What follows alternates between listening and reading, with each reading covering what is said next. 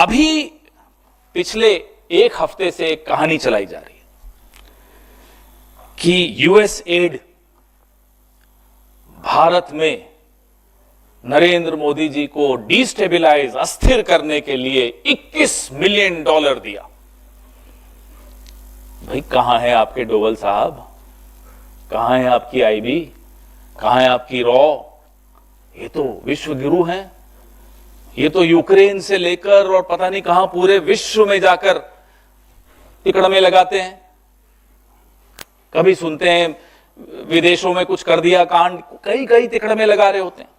तो जब इतनी तिकड़मे आप विदेशों में लगाते हो, आपके देश में $21 मिलियन आया, तो ये तो आपके चेहरे पे तमाचा है। क्यों आने दिया आपने? फिर बोलते नहीं नहीं नहीं, 2012 में जब यूपीए की सरकार थी तब आया था। तो 14 का रिजल्ट जो आपका पक्ष में आया, कि आप उस पैसे से जीते? जब हम रोज इनसे हम सवाल पूछते हैं, फिर गोल पोस्ट बदल देते हैं। अब कल एक हमारे कुछ मीडिया के, मैं उनको साथी नहीं कहूंगा, उन्होंने भी एक ग्राफ चलाया। वो है ना, वो हमारा एक पड़ोसी है, नाम हिरेन जोशी है, उसने भेजा। हिरेन जोशी का ग्राफ चल रहा है, ट्वीट पे ट्वीट, ट्वीट पे ट्वीट, कि देखो साहब ये इधर से पैसा इधर गया, इधर गया, उधर गया। अरे साहब,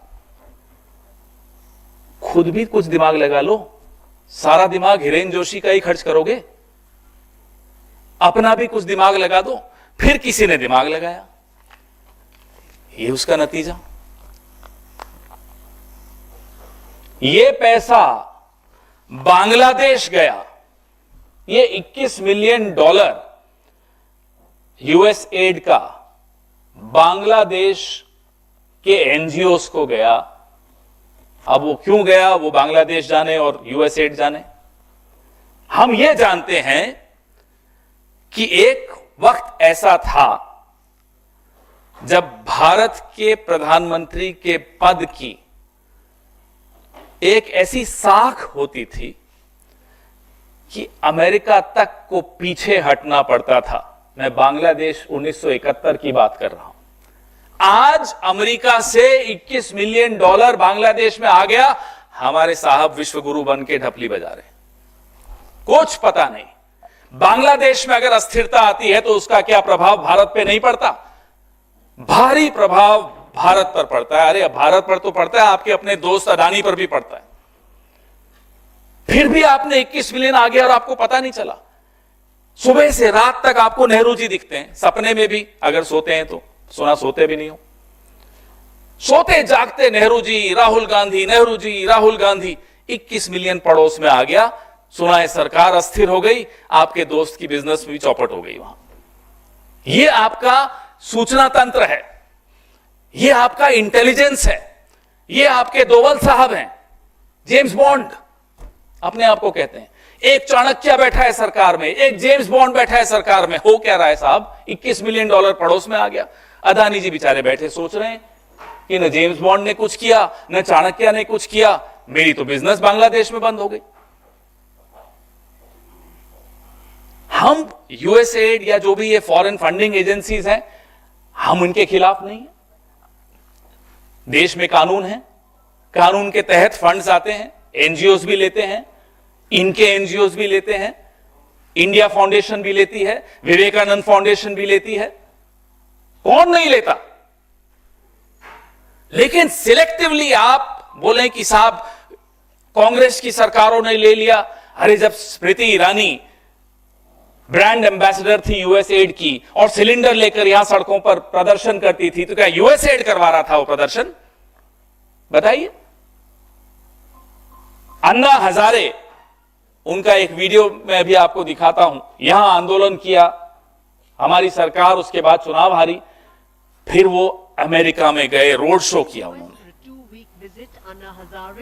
फोर्ड फाउंडेशन का पैसा आता था, सबके सामने था, उसमें आरएसएस भी इन्वॉल्व। देखिए ये वीडियो, ये अन्ना हजारे जी घूम रहे हैं न्यूयॉर्क की सड़कों पर।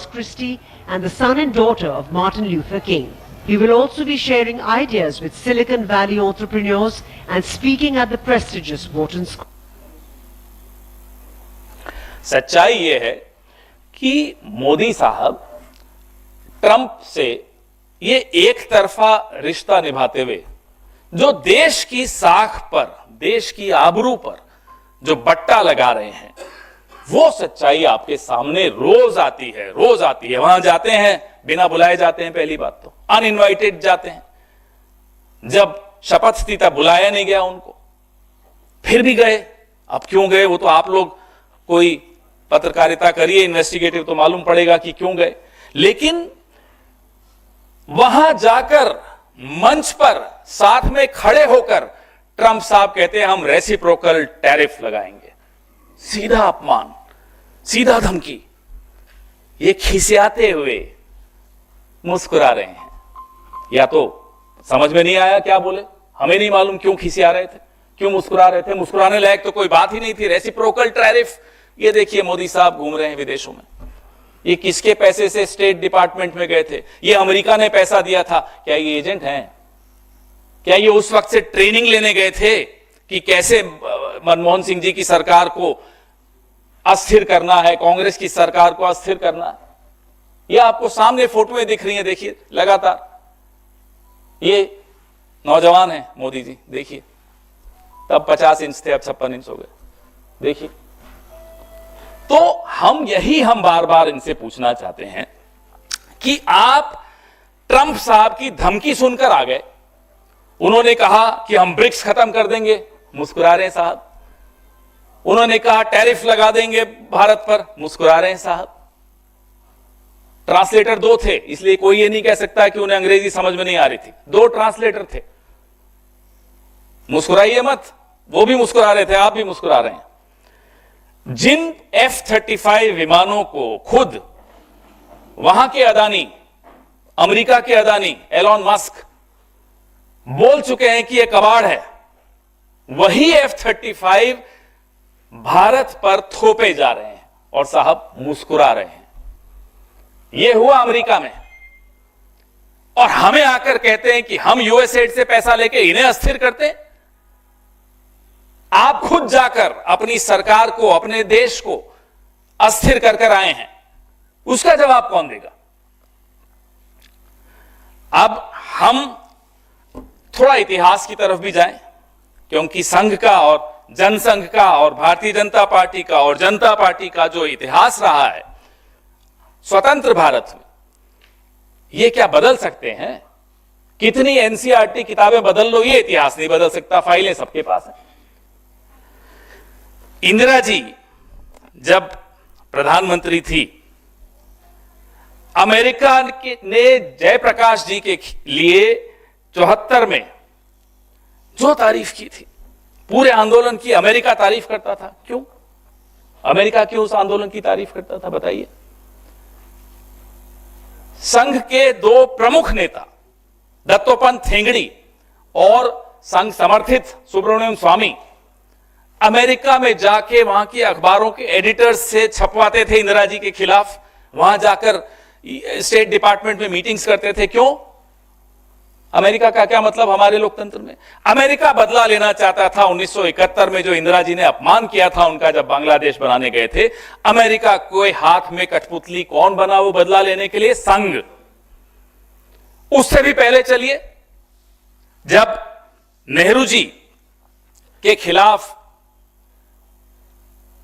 गाय बचाओ वालों का आंदोलन हुआ, उस आंदोलन की फंडिंग अमेरिका कर रहा था। मैं नहीं बोल रहा, अमेरिका का एक जासूस ने खुद लिखा कि हम संघ को पैसे देते थे। संघ आज से नहीं, दशकों से अमेरिका से पैसे ले रहा है भारत की सरकारों को, कांग्रेस की सरकारों को अस्थिर करने के लिए। यह हमारा दावा है, और यह दावा हमारा नहीं है, सीआईए के एक एजेंट का है। जब वो सीआईए से निकला, बच के भागा, उसने किताब लिखी, मैं आपको एनेक्सर्स दे रहा हूं, उसमें उसने स्पष्ट लिखा कि कैसे आरएसएस कठपुतली के तौर पे, और उस वक्त आरएसएस प्रमुख कौन थे? गोलवालकर। गोलवालकर प्रमुख थे।